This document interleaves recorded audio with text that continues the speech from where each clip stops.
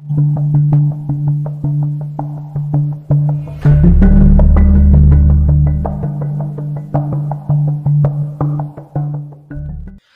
साहब ने पिस्तौल जेब में रख लिया और बड़ी नरमी से गुफ्तगू शुरू कर दी, मगर वो शख्स बराबर कुफर बके जा रहा था और पाकिस्तान के खिलाफ चीख चीख कर बोल रहा था।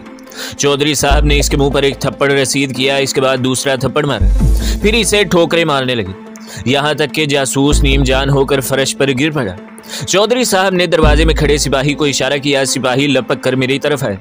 मैंने V2 गोली वाली पानी का गिलास इसे थमा दिया। इन गोलियों के बारे में मुझे जो कुछ बताया गया था, इसकी पहली बात सच साबित हुई थी, यानी पानी में गोली पूरी तरह हल हो गई थी और पानी का रंग मामूली सा भी नहीं बदला था। मैंने दीवार के सुराख के साथ आंख लगा दी। V2 गोली वाला गिलास चौधरी साहब के हाथ में था। जासूस का बुरा हाल हो रहा था। चौधरी साहब ने ताहुकमाना अंदाज में कहा, पानी पियो। वो नीम बेहोशी के आलम में पानी पी गए। चौधरी साहब सिपाहियों को लेकर कोठरी से बाहर निकल आए और दरवाजा बंद कर दिया। अब वो कभी मेरे पास दीवार के सुराख के करीब आकर खड़े हो गए थे। हमारी आंखें बड़ी बेताबी से कोठरी में देख रही थी। जासूस ने अपना एक बाजू उठाकर सीने पर रखा, गर्दन दाएं बाएं हिलाई, फिर आहिस्ता से उठ बैठा। इसकी आंखें सूजी हुई थी। कोठरी में चारों तरफ देखकर वो बुलंद आवाज में बोला, तुम लोगों ने मुझे यहाँ क्यों बंद कर रखा है? तुमको धोखा हुआ है।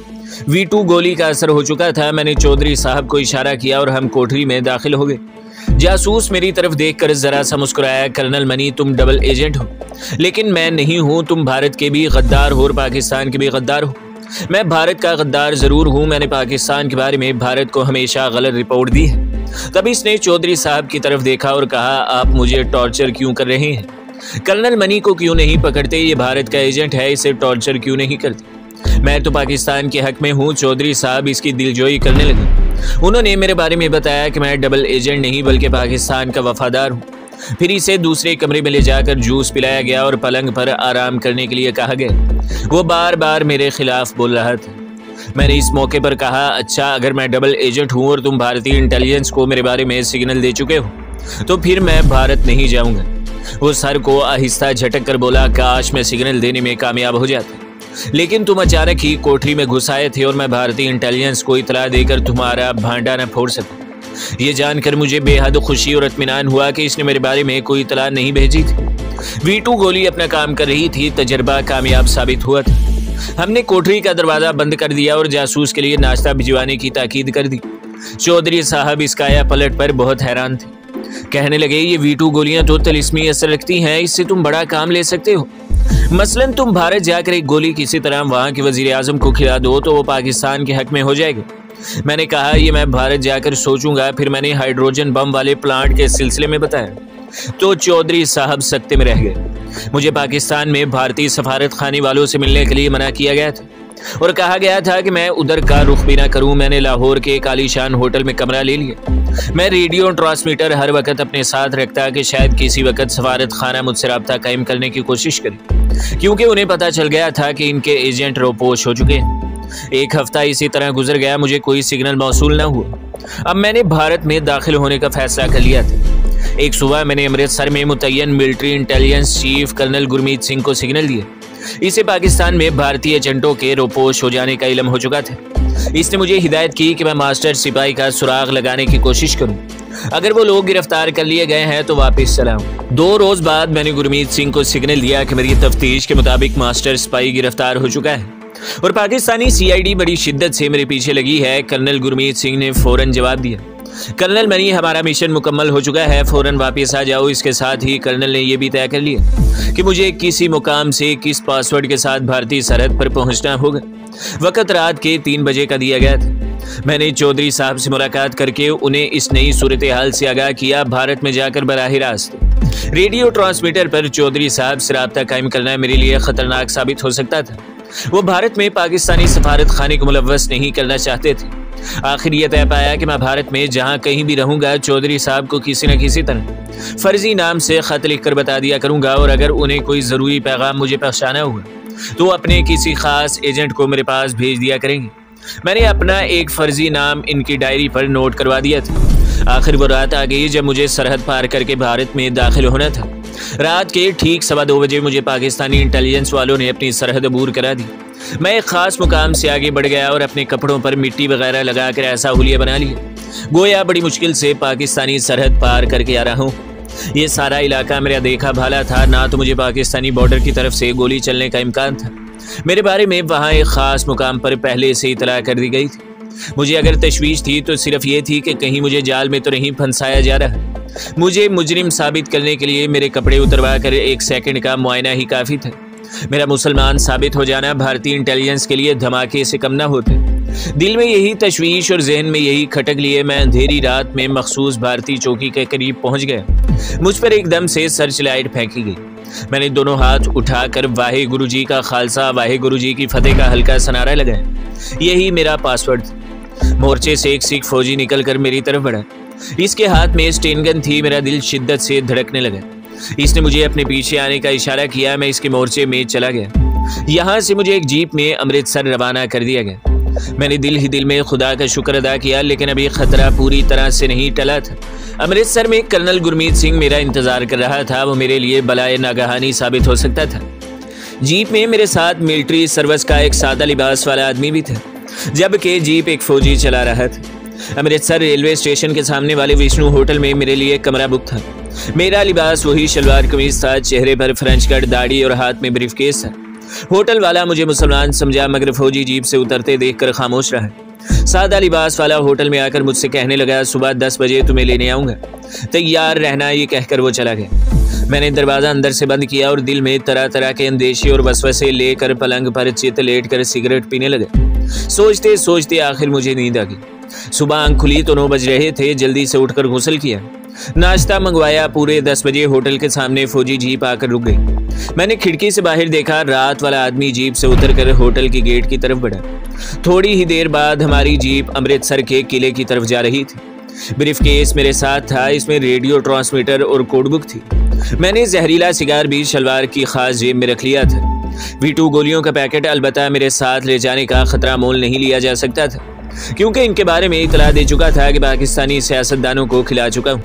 इन गोलियों का पैकेट मैंने रेलवे स्टेशन वाले होटल के कमरे के बाहर बरामदे में एक गमले में छुपा दिया था। जूं जीप किले के करीब होती जा रही थी, मेरे दिल में अंदेशे बढ़ते जा रहे थे, लेकिन साथ ही ये ख्याल भी आता है कि इंडियन इंटेलिजेंस में मेरा रिकॉर्ड बेदाग है और जिस मुक्ति बाहिनी जासूस को हलाक करके मैंने इसका भेस बदला था वो इंडियन सीक्रेट सर्विस की गुड बुक्स में है। इसी कश्मकश में जीप किले के बड़े गेट में दाखिल होगी और जब हमारी जीप कर्नल गुरमीत सिंह के ज़ेरे ज़मीन ऑफिस को जाने वाले रास्ते के दरवाजे पर आकर रुकी तो मेरे अंदर काफ़ी हौसला और एतमाद पैदा हो चुका था। कर्नल अपने इसी पुराने ऑफिस में मेरा इंतज़ार कर रहा था। मैं कमरे में दाखिल हुआ तो इसने बड़ी खंदा पेशानी से हाथ मिलाया।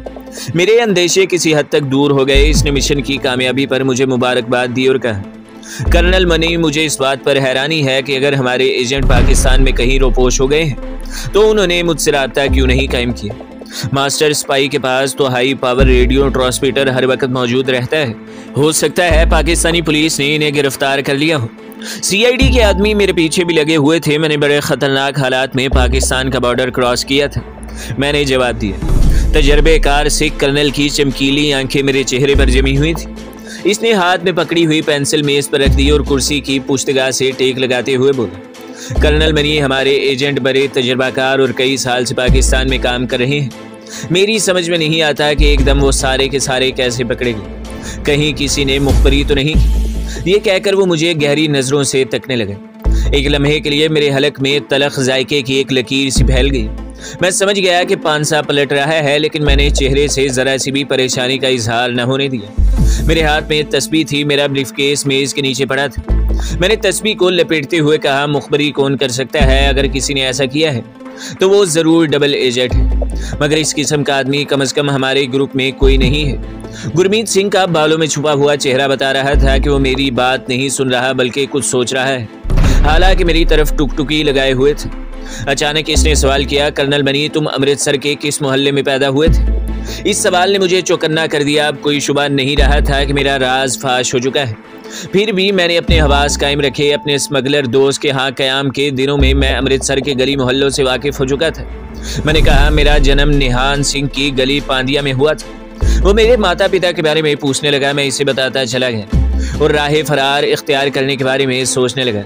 मेरे पास जहरीला सिगार मौजूद था, मगर मैं इसे सुलगा नहीं सकता था, क्योंकि इस सिगार की हलाकत खेजी कर्नल के इल्म में थी। कमरे का दरवाजा बंद था और कर्नल की बेल्ट में लगा हुआ रिवॉल्वर मुझे साफ दिखाई दे रहा था।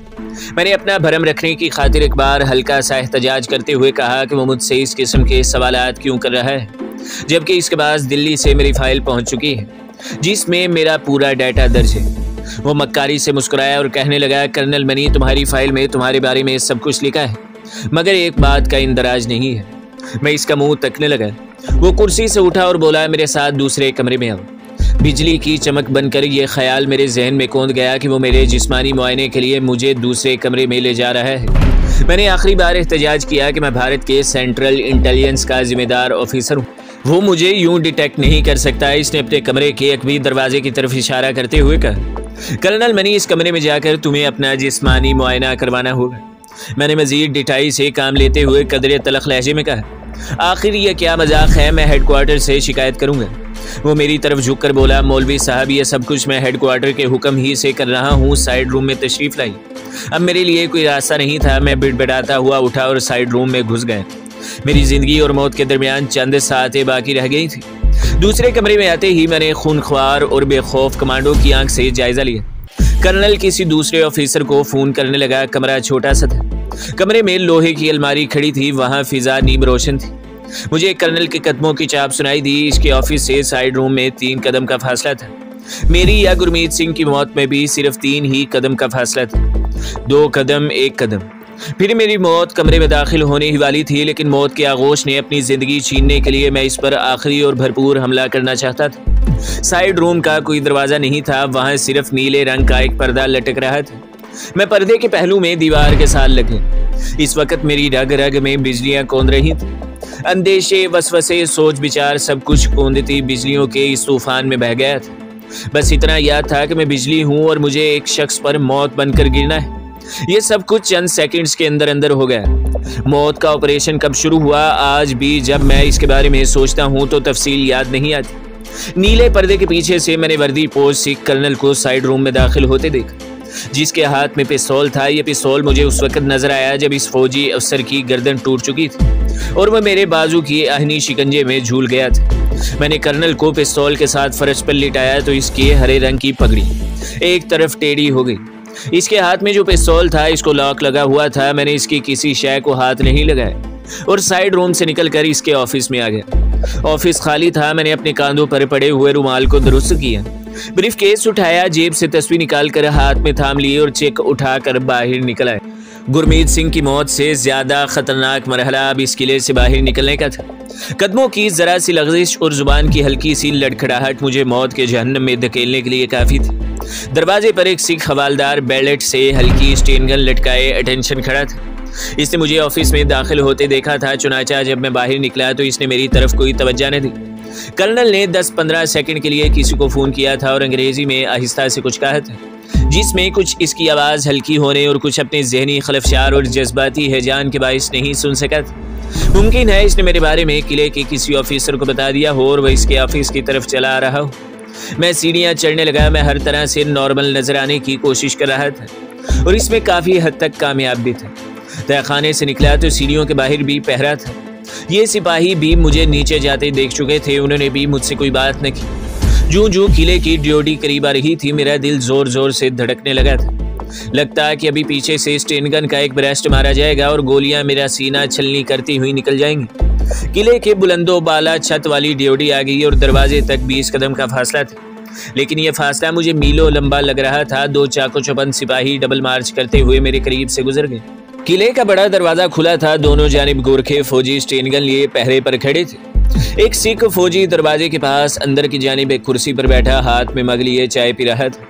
खुदा जाने क्यों इसकी कभी निगाहें मुझे अपने ऊपर गड़ी हुई महसूस होने लगी। करीब से गुजरते हुए मैंने इसकी तरफ देखकर मुस्कुराया तो इसने मेरे हाथ से रुकने का इशारा किया। मेरा जिस्म सुन्न हो गया, लेकिन मैं बदस्तूर मुस्कुराता रहा। वो मेरे करीब आकर पंजाबी में बोला, मौलवी साहब मालेर कोटली में ड्यूटी लगी है।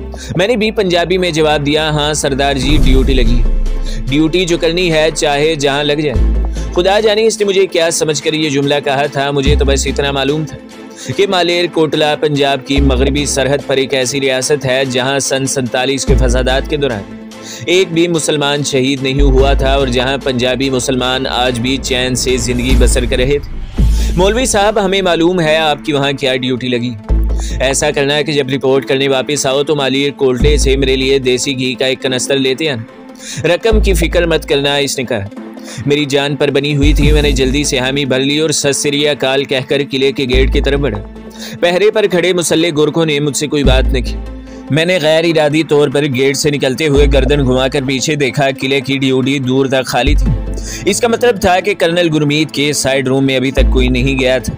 किले से निकलते ही मैं दरख्तों में घिरी हुई पक्की सड़क पर तेज तेज चलने लगा।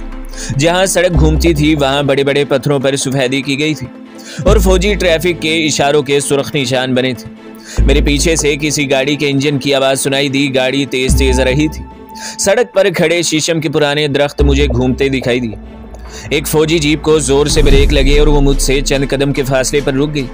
जीप की खिड़की से एक सफेद पोश आदमी ने सर बाहर निकाल कर मेरी तरफ देखा और कहा, मौलवी साहब चलो तुम्हें रास्ते में ड्रॉप कर दूं, मैं भी स्टेशन जा रहा हूं। ये वही आदमी था जो मुझे होटल से कर्नल के हुक्म पर किले में लाया था। मैं लपक कर इसके साथ वाली सीट पर बैठ गया। इसने जीप आगे बढ़ा दी। इसके बाद ना तो हस्बे साबिक इसने कोई बात की और ना ही मैं इससे हम कलाम हूँ। मैंने जीप के डैशबोर्ड का जायजा लिया। इसमें वायरलेस नहीं था। मैं कदरे मुतमईन हो गया।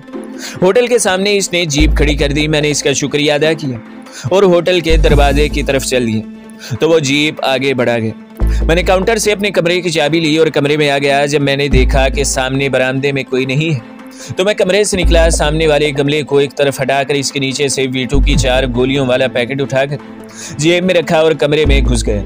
मेरे लिए ब्रीफकेस, कोड बुक और रेडियो ट्रांसमीटर अब बेकार चीजें थी। मैंने सिर्फ V2 गोलियां और जहरीला सिगार अपनी शलवार की जेब में रख लिया। ब्रीफकेस से इंडियन करेंसी के 2000 रुपए निकाले और रुमाल में लपेट कर अपनी कमर के गिर्द बांध लिए। कमरे को ताला लगाया और काउंटर पर आकर चाबी काउंटर वाले के हवाले कर दी। मेरी उकाबी नजरों ने इर्द गिर्द का जायजा लिया। अभी तक भूचाल नहीं आया था। सूरत हाल नॉर्मल ही थी। होटल से निकलते ही मैं सीढ़ियों वाले रेलवे पुल की तरफ जाने के बजाय इस अकबी सड़क पर आ गया जो कंपनी बाग की तरफ जाती थी। मैं इन तमाम सड़कों से शनासा था। सबसे पहले मैं अपनी दाढ़ी मूंछ सफा चट करवा कर अपना हुलिया बदलना चाहता था। अब मुझे शिद्दत से किसी सवारी की तलाश थी। अभी तक कोई खाली रक्षा भी मेरे करीब से नहीं गुजरा था। मैं कंपनी बाग के गेट के करीब पहुंच गया था। यहाँ काफी रौनक थी और खाली रक्षे भी खड़े थे। मैंने एक सिख रक्षा वाले को इशारे से बुलाया। इसमें बैठा और इसे 40 खो की तरफ चलने को कहा। 40 खो GT रोड पर राम तलाई के सामने वाले रेलवे लाइन के पार वाक़े। ये जमीन में 40 कुएं खोद कर अंदर बड़े बड़े ट्यूबवेल लगाए गए थे जो आसपास के इलाके को पानी सप्लाई करते थे। रेलवे फाटक पर मैंने रक्षा छोड़ दिया और पैदल ही लाइन पार करके कच्ची सड़क पर चल दिया। मैं गांव मकबूलाबाद की तरफ जा रहा था। ये गांव रेलवे फाटक से मेरे अंदाजे के मुताबिक कोई 6 किलोमीटर के फासले पर था। सामने से 2 सिख भैंस लिए चले आ रहे थे। उन्होंने मेरे मुसलमान जैसी शक्ल सूरत को गौर से देखा और आपस में चहमगोइयां करते गुजर गए। मुझे अपनी इस हुलिये से निजात हासिल करने की अहमियत का शिद्दत से एहसास होने लगा, क्योंकि आमतौर पर अमृतसर में ऐसे हुलिये के मुसलमान ना होने के बराबर थे। एक यक्का पीछे से चला आ रहा था। इसे रोका। सिख लड़के से कहा, सरदार पुत्र, मैं मालीर कोल्टे का सूफी हूँ। मकबूलाबाद में अपने एक सिख सेवादार से मिलने जा रहा हूँ। तुम कहाँ जा रहे हो? बैठ जाओ बाबा जी, मैं आगे नकियां तंगाल जा रहा हूँ। तुम्हें मकबूलाबाद छोड़ जाऊंगा। लड़के ने कहा, मकबूलाबाद इस जमाने में ज्यादा बड़ा गांव नहीं था। कभी यहाँ मुसलमान हुआ करते थे। पाकिस्तान बनने के बाद फैसलाबाद और हाफजाबाद के सिख आकर यहाँ आबाद हो गए थे। इस गांव में हिंदू साहूकार भी रहते थे। मैं गांव के बाहर ही यक्के से उतर गया। चंद कदम आगे बढ़ा ताकि एक सिख बूढ़े ने करीब आकर मुझे सत श्री अकाल कहा और पूछा कि क्या मैं अमृतसर की मस्जिद जान मोहम्मद का मौलवी हूँ। अमृतसर की सिर्फ यही एक मस्जिद थी जहां तकसीम के बाद श्रीनगर से मुसलमान कश्मीरी आकर रहने लगे थे। ये 5 वक्त इसी मस्जिद में नमाज पढ़ते थे। मैंने कहा, हाँ सरदार जी, अगला गांव मेरा कश्मीरी गराई समद बट रहता है, इसी से मिलने जा रहा हूँ। एक हिंदू बुनिया भी मेरे पास आकर खड़ा हो गया। मैंने वहां से खिसकने में ही आफियत समझी। बड़ी मुसीबत थी कि मैं जगह जगह रास्ते में गवाह छोड़ता चला जा रहा था। एक छोटी सी नहर गांव के साथ साथ आगे जाती थी। मैं नहर के किनारे हो लिया। अब मैं इसी उम्मीद पर आगे चल रहा था कि जहां कहीं गांव के बाहर कोई हुज्जाम नजर आ गया वहीं बालों का सफाया करा डालूंगा। मुश्किल ये थी कि ये सारे गांव सिखों के थे और सिखों के गांव में हुज्जाम नहीं होते। चलते चलते मैं कच्चे मकानों वाले एक गांव के करीब से गुजरा तो देखा कि पिपल के एक दरख्त के नीचे दरी पर एक हुज्जाम बैठा किसी हिंदू की दाढ़ी मूंड रहा था। मैं कुछ फासले पर दरख्तों की ओट में बैठ गया। जब वो हिंदू बुढ़ा चला गया तो मैं हुज्जाम के पास आ गया। ये भी कोई हिंदू ही था। दरख्त में कील ठोंक कर इसने छोटा सा आईना लगा रखा था। लकड़ी के दस्ते पर एक उस्तरा और कैंची वगैरह पास ही पड़ी थी। दाढ़ी मूंड कर वो हुक्का पी रहा था। मैंने इसे जाते ही 10 रुपए का नोट दिया और कहा, लाला जी इस बुखेड़े को साफ ही कर दो, और जेब से मजीद 10 रुपए का नोट निकाल कर इसकी तरफ बढ़ा दिया। थोड़ी देर बाद जब मैं उठा तो ना सिर्फ मेरी दाढ़ी मूंछें सफाचट थी, बल्कि मेरे सर के बाल भी साफ थे। मैंने हुज्जाम से कहा कि मैं वीरका गांव जा रहा हूं, वहां मेरा मालेर कोटले का एक भाई आड़त करता है। वो मेरी दाढ़ी के बड़ा खिलाफ है। सोचा आज दाढ़ी मूछ मुंडवा कर ही इससे मिला जाए। नाई 20 रुपए लेकर बेहद खुश था। मैंने ये बात इसलिए कही थी कि अगर मेरे पीछे पीछे पुलिस यहाँ पहुंच जाती है तो वो गुमराह हो जाए, क्योंकि मैंने वहीं से वापस जाने और मानावाला रेलवे स्टेशन से कोई ऐसी पैसेंजर ट्रेन पकड़ने का फैसला कर लिया था जो दिल्ली जा रही हो। मैं मेन रेलवे लाइन पर पहुंच गया। मानावाला स्टेशन अभी दूर था। फिर मैं रेलवे लाइन से हटकर खेतों खेत चला जा रहा था कि एक जगह मुझे छोटा सा मंदिर दिखाई दिया। मंदिर के साथ ही एक कोठरी भी थी। मैं इस मंदिर की तरफ चल दिया। एक खेत में पानी खड़ा था। मैंने खेत में से कीचड़ लेकर अपने कपड़ों पर इस तरह से मल लिया कि मालूम हो जैसे मैं फिसल कर खेत में गिर पड़ा था। मंदिर क्या था, बस एक चबूतरे पर छत डालकर जर्द झंडा लगा दिया गया था। नीचे कृष्ण महाराज की मूर्ति रख दी गई थी। कोठरी के अंदर से एक मोटी तोंद वाला पुजारी अपनी बोधी को गिरा देता बाहर आया। राम राम, क्या हुआ महाराज, इसने मुझे देखकर पूछा। मैंने कश्मीरी हिंदुओं जैसा लहजा बनाकर कहा कि मैं श्रीनगर का हिंदू ब्राह्मण हूँ। अपने एक मुसलमान कश्मीरी दोस्त से मिलने जा रहा हूँ। रास्ते में फिसल कर खेत में गिर पड़ा। राम राम महाराज, ब्राह्मण होकर मुसलमान से मिलने जा रहे हो? बैठो बैठो, तुम्हारे कपड़े धोए देता हूँ। मैंने कहा महाराज मैं पहले ही ये मुसलमान वाले कपड़े नहीं पहनना चाहता था, लेकिन अपने मुसलमान दोस्त के कहने पर प्रेम के नाते आपस में कपड़े बदलवा लिए। मुझे तो तुम धोती कुर्ता ला दो, बड़ी कृपा होगी। मेरे पास बस 50 रुपए हैं, इसी वक्त वही आपको अर्पण कर दूंगा। छी छी महाराज, क्यों हमारी बिंदिया करते हैं? ब्राह्मण हो, हम भी ब्राह्मण पोत हैं। तुम इधर तालाब पर जाकर नहा लो, मैं तुम्हारे लिए धोती कुर्ता लाता हूँ। तो दोस्तों अगली किस देखने के लिए हमारे चैनल को सब्सक्राइब करें, वीडियो को लाइक करें और बेल के आइकन को भी दबा दें, ताकि हर जो आने वाली वीडियो है वो आपको सबसे पहले मिलती रहे।